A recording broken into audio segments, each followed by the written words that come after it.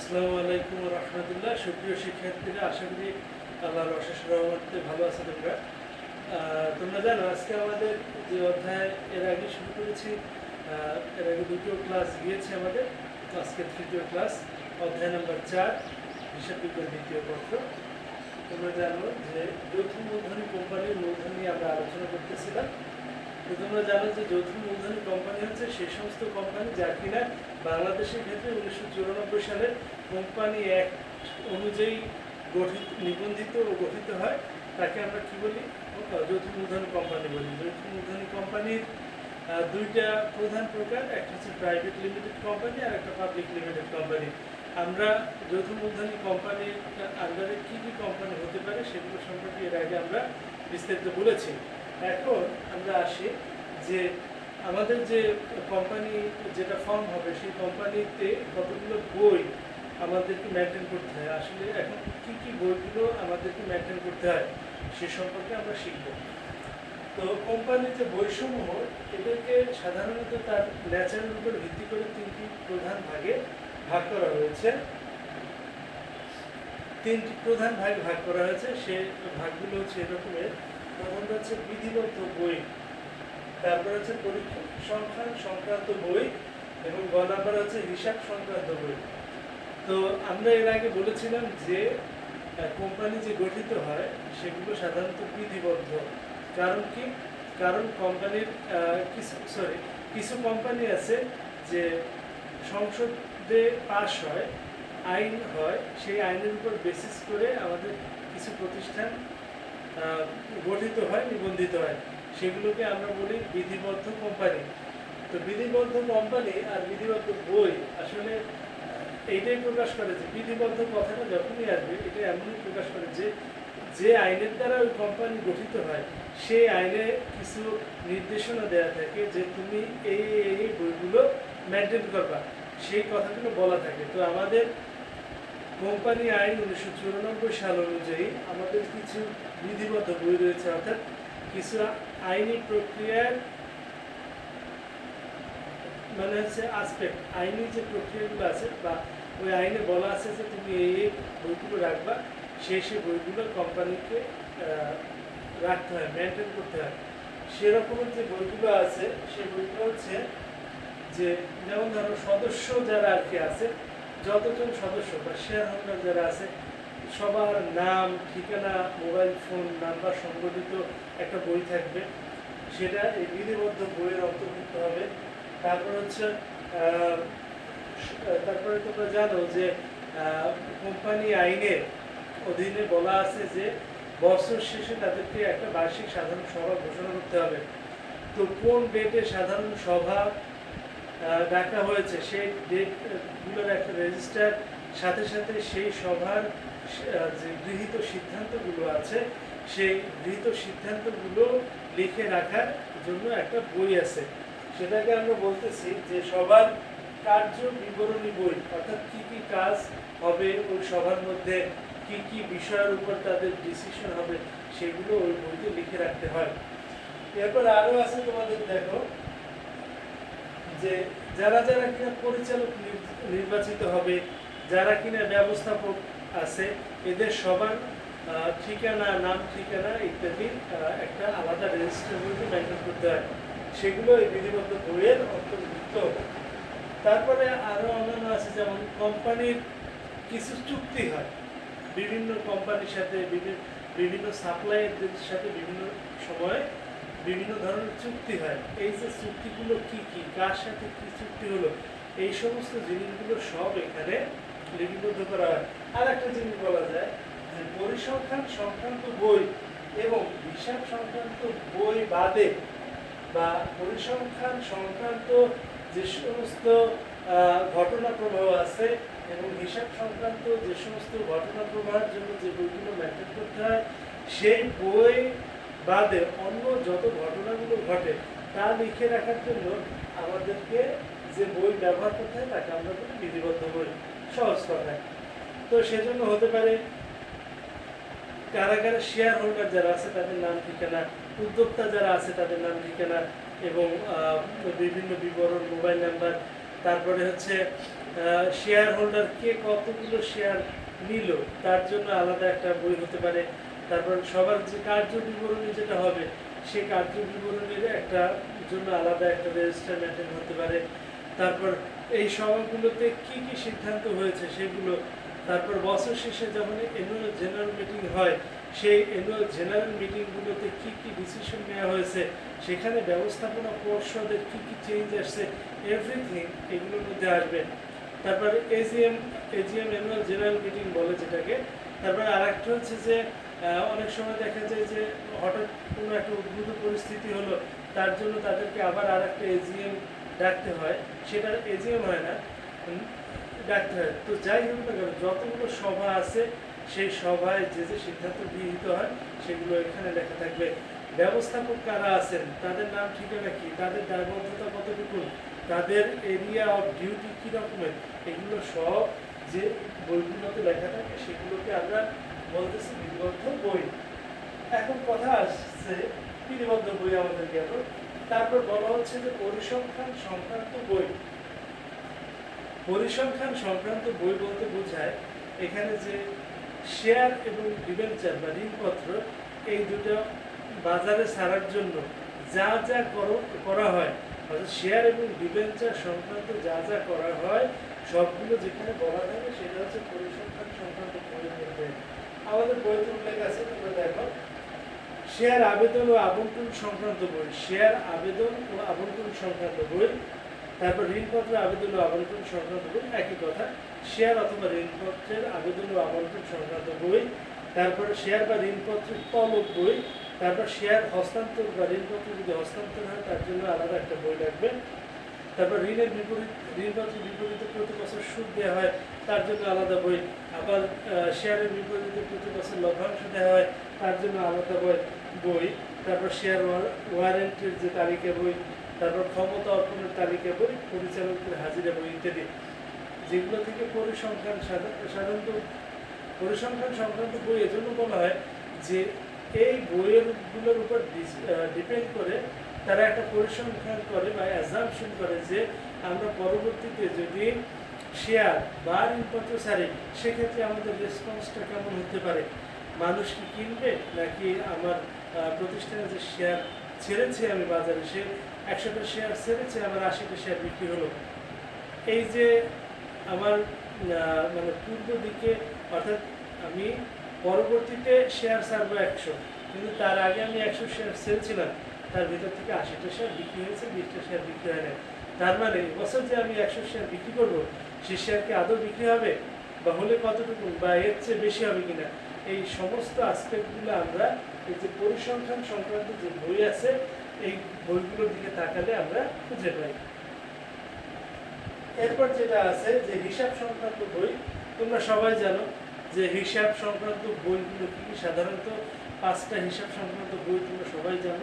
এর মূল কথা হচ্ছে আমার প্রতিষ্ঠানের আয় কীরকম, আমার প্রতিষ্ঠানের ব্যয় কী রকমের, কোন কোন ক্ষেত্রে আমার ব্যয়ের ধরনটা কী রকমের, আয়ের ধরনটা কীরকম, এবং বছর শেষে আমার লাভ কত হলো, নিট লাভ কত, এই জাতীয় অর্থাৎ আয় এবং ব্যয় সংক্রান্ত যত ধরনের বই একটা কোম্পানি মেনটেন করে সেগুলোকে আমরা সব হিসাব সংক্রান্ত বইয়ের অন্তর্ভুক্ত করে থাকি।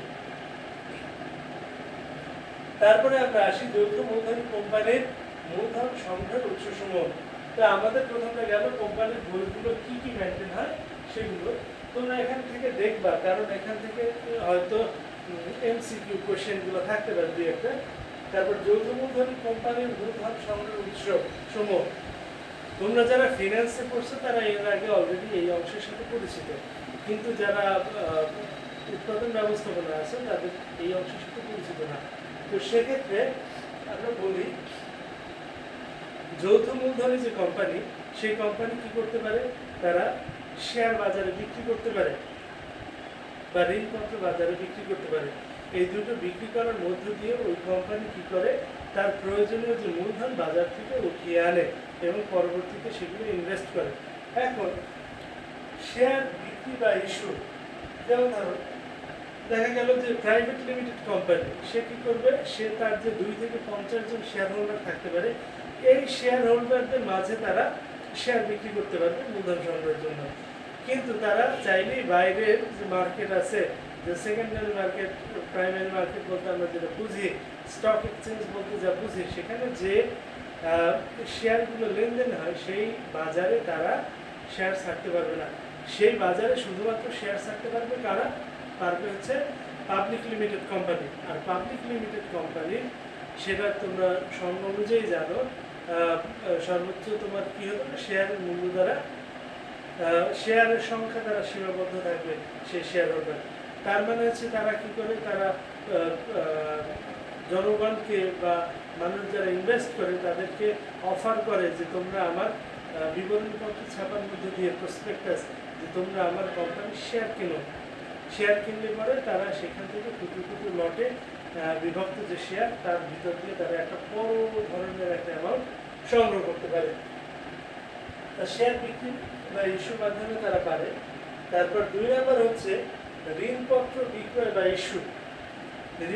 যখন দেখা গেল যে আমার 100 কোটি টাকার প্রয়োজন পড়লো, কিন্তু আমি দেখা গেছে শেয়ার বিক্রি করে মাত্র 80 লাখ টাকা ইনকাম করতে পেরেছি, মানে আমার মূলধন জেনারেট করতে পারছি, আর যে 20 লক্ষ টাকা আছে সেই 20 লক্ষ টাকা পাচ্ছে না। তখন কি করে এই কোম্পানি আবার এই 20 লক্ষ টাকার বিপরীতে তারা চাইলে ঋণপত্র আহ্বান করতে পারে, অর্থাৎ মানুষকে বলবে যে তুমি আমার কাছ থেকে ঋণপত্র ক্রয় করো। আর এর মধ্যে মানুষ কী করবে, তার ঋণপত্র ক্রয় করবে এবং তার যে 20 লক্ষ টাকার মূলধনের যে ঘাটতি সেটা সে পূরণ করতে পারে। কিন্তু এইটা কোন কোম্পানির ক্ষেত্রে? এটা অবশ্যই হচ্ছে পাবলিক লিমিটেড কোম্পানির ক্ষেত্রে। প্রাইভেট লিমিটেড যে কোম্পানিগুলো আছে তারা বাজারে ঋণপত্র ছাড়তে পারে না। তারপরে আমরা আসি সংরক্ষিত মুনাফা। এটা প্রাইভেট লিমিটেড হোক পাবলিক লিমিটেড সবার ক্ষেত্রে একই রকম। সংরক্ষিত মুনাফা তোমরা জানো যে মুনাফার যে অংশ বন্টন করার পর থাকে আমার প্রতিষ্ঠানে, বা আমরা মনে করি পরবর্তীতে আমরা বড় ইনভেস্টমেন্টে যাব, সেজন্য আমাদের মুনাফা থেকে ক্ষুদ্র ক্ষুদ্র যে অংশগুলো আমি সঞ্চয় করে রাখি তাকে আমরা কি বলছি? আমরা বলছি সংরক্ষিত মুনাফা বা রিটেন আর্নিংস। তারপরে আসি আরেকটা ওয়ে থেকে এই সমস্ত কোম্পানিগুলা তাদের মূলধনের ঘাটতি পূরণ করতে পারে, সেটা হচ্ছে ব্যাংক ঋণ। কোনো একটা কোম্পানি ব্যাংকে গিয়ে তার প্রয়োজনীয় মূলধন সংগ্রহের জন্য সেই ব্যাংকে বলবে যে আমার এত কোটি টাকার মূলধনের প্রয়োজন, আপনি আমাকে ঋণ হিসেবে এত টাকা দেন। এই যে এই জিনিসটা হচ্ছে ব্যাংক ঋণ। আর এই ব্যাংক ঋণের মাধ্যমে যৌথ মূলধন কোম্পানি, হতে পারে প্রাইভেট লিমিটেড, হতে পারে পাবলিক লিমিটেড, দুটো কোম্পানি তারা কী করতে পারে, এই টাকাটা উত্তোলন করতে পারে ব্যাংক থেকে। তারপর আর একটা আছে যে ব্যবস্থাপক প্রতিনিধি। যৌথ মূলধনী কোম্পানিতে এই যে ব্যবস্থাপক প্রতিনিধি আছে, এই অত্যন্ত গুরুত্বপূর্ণ ব্যক্তি। কিভাবে? ওই কোম্পানি দেখা গেল শেয়ার বাজারে ছাড়বে, তো তখন যদি মনে করে ব্যবস্থাপক প্রতিনিধি আমি ওই শেয়ারগুলো কিনে এই কোম্পানিকে আমি টাকা সরবরাহ করতে পারবো, সে কিনে নিতে পারে ব্যবস্থাপক প্রতিনিধি। এমন যদি হয় ওই কোম্পানি ক্রাইসিসে পড়ছে, তখন সে কী করবে? ওই ক্রাইসিস মুহূর্তে এই ব্যবস্থাপক প্রতিনিধি ওই কোম্পানিকে টাকা সরবরাহ করবে। এরকম একজন গুরুত্বপূর্ণ ব্যক্তি ব্যবস্থাপক প্রতিনিধি। তা আমাদের বইতে আরেকটু বলা আছে, আমরা পড়ি যে যৌথ মূলধনী কোম্পানিতে ব্যবস্থাপক প্রতিনিধি একজন গুরুত্বপূর্ণ ব্যক্তিত্ব। কোম্পানির অর্থ সংস্থানে ব্যবস্থাপক প্রতিনিধির ভূমিকা খুবই গুরুত্বপূর্ণ। কোম্পানি অর্থায়নের প্রয়োজন হলে বিশেষ ক্ষেত্রে তিনি নিজে ঋণ সরবরাহ করেন, যা একটু আগে আমি বলেছি, বা অন্য কোনো প্রতিষ্ঠানের কাছ থেকে নিজে লোন নিয়ে এই প্রতিষ্ঠানকে সাপ্লাই করতে পারেন মাধ্যমে। এবং এমনও আছে যে সে চাইলে শেয়ার এবং ঋণপত্র এই কোম্পানি কিনে তার প্রয়োজনীয় অর্থে সংস্থান করতে পারে। এ হচ্ছে ব্যবস্থাপক প্রতিনিধি।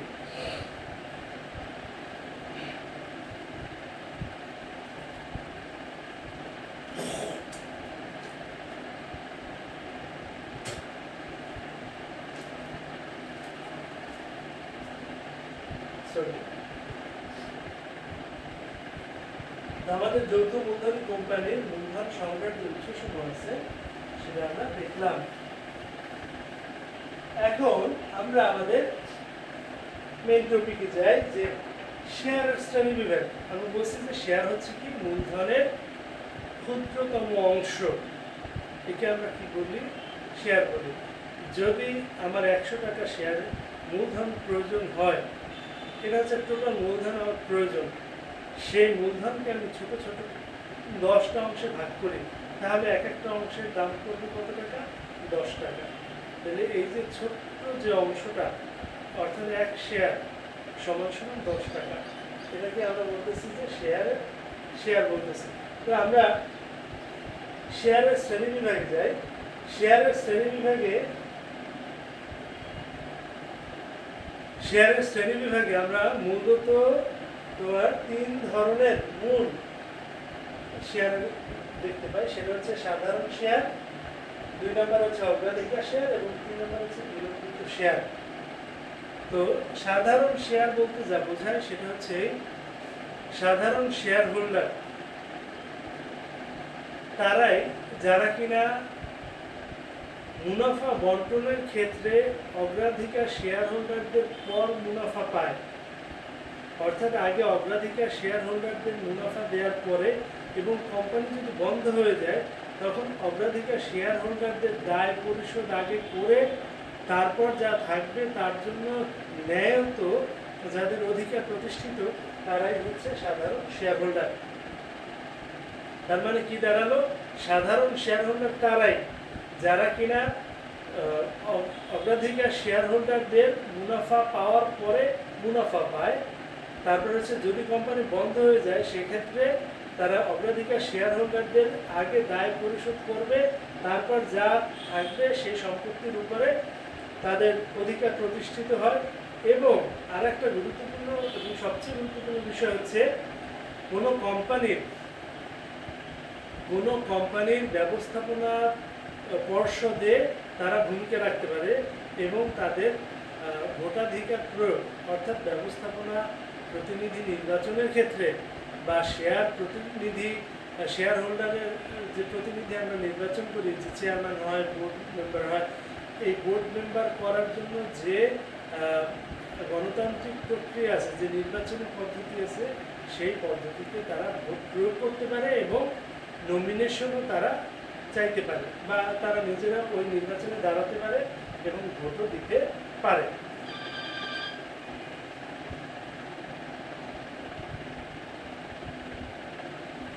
তাহলে বলতেছি যে সাধারণ শেয়ার হোল্ডার গেল, এবার অগ্রাধিকার শেয়ার হোল্ডার। তার মানে আমরা একটু আগে এই ব্যাপারে একটু ধারণা পেলাম যে অগ্রাধিকার শেয়ার হোল্ডার কারা। অগ্রাধিকার শেয়ার হোল্ডার হচ্ছে তারাই মুনাফা বন্টনের ক্ষেত্রে এবং কোম্পানি লিকুইডেশনে বা কোম্পানি বিলোপের সময় মূলধন প্রাপ্যতার ক্ষেত্রে যারা অগ্রাধিকার সংরক্ষণ করে, অর্থাৎ সাধারণ শেয়ার হোল্ডারদের আগে যারা এই মুনাফাও পাবে এবং এই যে মূলধনের যে অংশ, যদি কোম্পানি লিকুইডেশনে যায় তখন মূলধনের যে অংশটা আছে তার উপর যে অধিকারটা আছে তারা আগে পায়। অর্থাৎ সবচেয়ে সোজা কথা হচ্ছে অগ্রাধিকার শেয়ার হোল্ডাররা মুনাফা বন্টনের ক্ষেত্রে আগে অগ্রাধিকার পায় এবং কোম্পানি যদি বিলুপ্ত হয় তারপর যে সম্পত্তি থাকে এই সাধারণ শেয়ার হোল্ডারদের আগে তারা ওই কোম্পানির যে শেয়ার বা ওই যে মূলধন আছে তার উপর তাদের অগ্রাধিকার প্রতিষ্ঠিত। তো আমরা আসি তারপর হচ্ছে বিলম্বিত যে শেয়ার। বিলম্বিত শেয়ার হচ্ছে তারা উদ্যোক্তা, যে সমস্ত উদ্যোক্তা যারা থাকেন, কোম্পানির যে উদ্যোক্তা তারা প্রাথমিকভাবে অনেক টাকা খরচ করার পরে নামমাত্র মূল্যে যে শেয়ার তারা নিজেদের মাঝে বন্টন করেন তাকে আমরা একটু বলতেছি বিলম্বিত শেয়ার। যাই হোক, আমরা এখন আসি অগ্রাধিকার শেয়ারে কতগুলো প্রকার রয়েছে। সেগুলো হচ্ছে সঞ্চয় অগ্রাধিকার শেয়ার। তার আগে আরেকটু বলে নিই যে অগ্রাধিকার শেয়ারের যে মূল বৈশিষ্ট্য হচ্ছে সেটা হচ্ছে 1 নম্বর হচ্ছে যে শেয়ারের বিপরীতে যে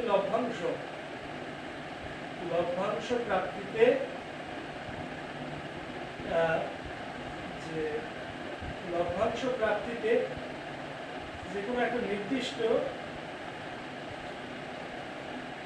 নির্দিষ্টতা, অর্থাৎ অগ্রাধিকার শেয়ার হোল্ডারদের বলা হলো যে তোমরা জনগণকে বলা হলো যে তোমরা আমার অগ্রাধিকার শেয়ারটা কিনো এবং তার বিপরীতে তোমরা প্রতি বছর 15% হারে তোমরা কি পাবো? 15% কোম্পানির মুনাফা যতই হোক না কেন, 100 কোটি টাকা হলেও 15%, 10 কোটি টাকা হলেও 15% পাবা। তার মানে হচ্ছে যে লভ্যাংশ প্রাপ্তিতে নির্দিষ্টতা থাকবে না, লভ্যাংশের নির্দিষ্টতা থাকবে যে এটাই পাবে। তারপর তাদের আর একটা ব্যাপার আছে, অগ্রাধিকার শেয়ার হোল্ডার যারা, এরা কোম্পানির যে প্রতিনিধি নির্বাচনের ক্ষেত্রে কোনো ধরনের ভোটাধিকার প্রয়োগ করতে পারে না, এবং তারা ওই যে সেখানে যে তারা করবে, পার্টিসিপেট করবে, সেই জিনিসটা তারা করতে পারবে না। তার মানে হচ্ছে অগ্রাধিকার যে শেয়ার হোল্ডার তাদের যে লভ্যাংশ আছে সেটা হচ্ছে ফিক্সড একটা লভ্যাংশ পাবে। তো এখানে আমরা বলছি যে প্রথম শ্রেণীটা হচ্ছে এরকম অগ্রাধিকার শেয়ার শ্রেণী বিভাগ, যেটা সঞ্চয়ী অগ্রাধিকার শেয়ার। অগ্রাধিকার শেয়ার তার মানে হচ্ছে লভ্যাংশের পার্সেন্টেজ ফিক্সড পার্সেন্টেজ অফ লভ্যাংশ এটা বলা আছে, কিন্তু সেটা নেচার হচ্ছে সঞ্চয়ী। অর্থাৎ কোম্পানি যদি এবছর তারে কোম্পানির 100 টাকা লাভ হইল, তার মধ্যে 15 টাকা এই যে অগ্রাধিকার শেয়ার হোল্ডারদের দেওয়ার কথা, কিন্তু কোম্পানির অবস্থা খুব দুর্বল, সে এবছর এই টাকাটা দিতে পারবে না, তখন সে কি করবে? একটা সঞ্চয়ী সঞ্চিতি করবে। সেই সঞ্চিতির মাধ্যমে এখান থেকে টাকা তারা দেখাবে, দায় হিসেবে দেখাবে। যেমন এবছর 100 টাকা তারা ঠিকই খাটাবে, কিন্তু 15 টাকা একটা সঞ্চিতি হিসাবে দেখাবে। তারপরের বছরে দেখা গেল 100 টাকা লাভ হলো, তখনও সে কি করবে? দিতে পারলো না, 15 টাকা এখানে আবার যোগ হবে। কারণ তার মানে হচ্ছে এই 15 টাকা একটা দিন সে নিশ্চয়ই পাবে। এরকম করে সর্বাধিক ক্ষেত্রে 6 বছর পর্যন্ত এই যে অগ্রাধিকার শেয়ার হোল্ডারদের টাকাটা না দিয়ে থাকতে পারে কোম্পানি, বা 7 বছর, বা এই টাকাটা তাদেরকে দিতেই হবে, কোম্পানিকে এই টাকাটা তাদেরকে দিতেই হবে। তার মানে আমরা সঞ্চয়ী অগ্রাধিকার শেয়ার বুঝলাম, যে সমস্ত অগ্রাধিকার শেয়ারের টাকাটা এবছর কোম্পানি দিতে পারে না, কিন্তু নেক্সট ইয়ারে যখন 15 টাকা পাবে, তখন সেই টাকার সাথে এবছরের টাকাটাও বাড়বে, বকেয়া যে টাকাটা ছিল সেটাও দিয়ে দেবে। সেটাকে আমরা বলছি সঞ্চিত অগ্রাধিকার শেয়ার। অসঞ্চয়ী অগ্রাধিকার শেয়ার হচ্ছে সে সমস্ত অগ্রাধিকার শেয়ার যার এই যে 15% কোম্পানি চাইলে রেখে দিতে পারত, কিন্তু অসঞ্চয়ের ক্ষেত্রে প্রত্যেক বছর লাভ যদি হয়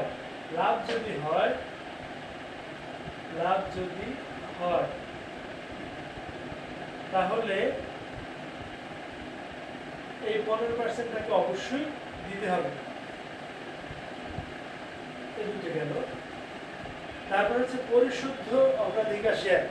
পরিশুদ্ধ কথার অর্থ হচ্ছে এই যে অগ্রাধিকার শেয়ার, এটা 10 বছরের জন্য এই 10 বছর যখন শেষ হবে, তখন কি করবে? ওই কোম্পানি ওই লোকের কাছ থেকে এই শেয়ারটা কিনে রাখবে। তার মানে কোম্পানি যখন 10 বছর মেয়াদ শেষ হবে, এই মেয়াদান্তে এই টাকাটা কোম্পানি এই শেয়ারের দাম আছে 100 টাকা বা 200 টাকা, এই টাকাটা ওই লোককে দিয়ে দিবে। এটা হচ্ছে পরিশুদ্ধ। আর অপরিশুদ্ধ হচ্ছে যে শেয়ারের অগ্রাধিকার শেয়ারের কোনো মানে মেয়াদ দেওয়া থাকবে না, মেয়াদ থাকবে 0। দ্যাট মিনস এটা ফোরসিবল পিরিয়ড পর্যন্ত চলবে। অর্থাৎ কোম্পানি যতদিন আছে ততদিন এই টাকাটা অপরিশুদ্ধ শেয়ার হোল্ডার ওই কোম্পানিতে খাটাবে। এটা হচ্ছে অপরিশুদ্ধ শেয়ার। তারপরে হচ্ছে ভাগীদারি অগ্রাধিকার শেয়ার। ভাগীদারি কথাটার মধ্যে আছে, এটা হচ্ছে দুইটা নেচার আছে। প্রথমে সে হচ্ছে অগ্রাধিকার শেয়ার যোগ সাধারণ শেয়ার, এই দুইটার বিষয় হচ্ছে ভাগীদারি অগ্রাধিকার শেয়ার। অর্থাৎ যে শেয়ার হোল্ডাররা প্রথমে এই যে মুনাফা হবে তার উপর 50% পাওয়ার কথা ছিল, আগে 15 টাকা দেবে, তারপর কি থাকবে? তারপর থাকবে 85 টাকা।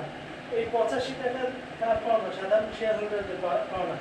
এখন যদি ওই কোম্পানি সিদ্ধান্ত গ্রহণ করে যে আমি সাধারণ শেয়ার হোল্ডারদেরকে সাপোজ 50%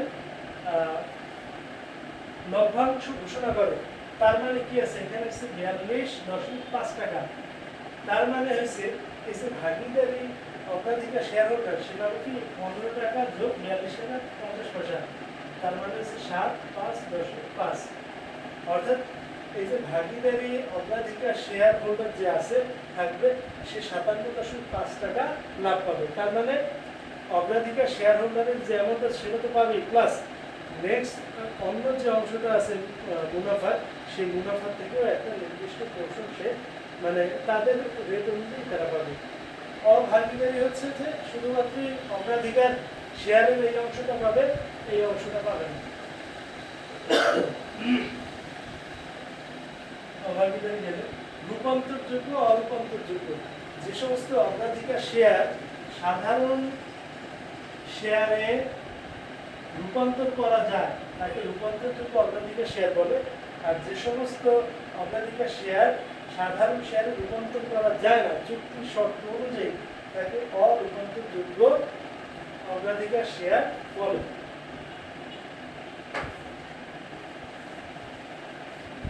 তারপর তোমরা জানো বোনাস শেয়ার, রাইট শেয়ার আর অনাঙ্কিক মূল্য শেয়ার।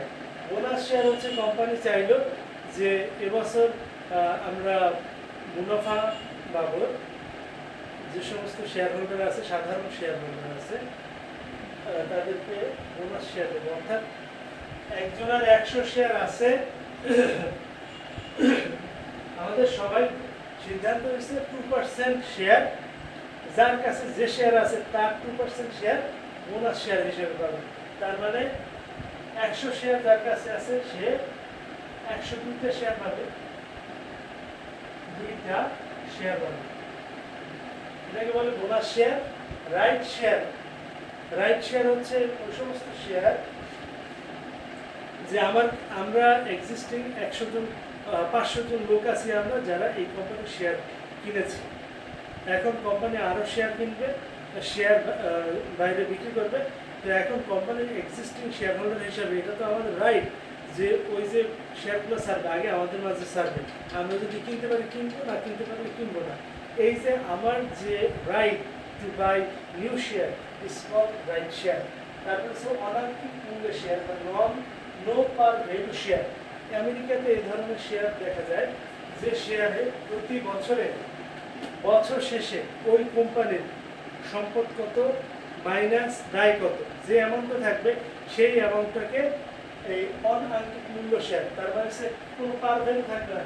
আমরা যদি বলি একটা শেয়ারের দাম 10 টাকা, একটা শেয়ারের দাম 10 টাকা, তো তখন শেয়ারের দাম বলা থাকবে না, শেয়ারটা নির্ণয় করা হবে বছর শেষে সম্পদ মাইনাস দায়। সম্পদ বলা আছে 100 টাকা, দায় বলা আছে 50 টাকা। তার মানে ওই কোম্পানির যত শেয়ার আছে সেই শেয়ারের পার ভ্যালু ওই বছরের জন্য 50 টাকা, কিন্তু পরবর্তী বছর এটা দেখা গেছে যে 70 টাকাও হতে পারে, 80 টাকা হতে 90 টাকা 10 টাকাও হতে পারে। এজন্য যেহেতু এটা আনসার্টেন, এই জন্য এর নাম হচ্ছে নো পার ভ্যালু শেয়ার। এর ছিল আজকের পর্যন্ত আমাদের টপিক ছিল এটাই। আশা করি তোমরা সবাই বুঝতে পেরেছো, তোমরা সবাই বইটি একটু পড়বা, ইনশাল্লাহ কোনো সমস্যা হবে না, সবাই বুঝতে পারবা। নেক্সট ক্লাসে আবার দেখা হবে, সে পর্যন্ত ভালো থাকবা।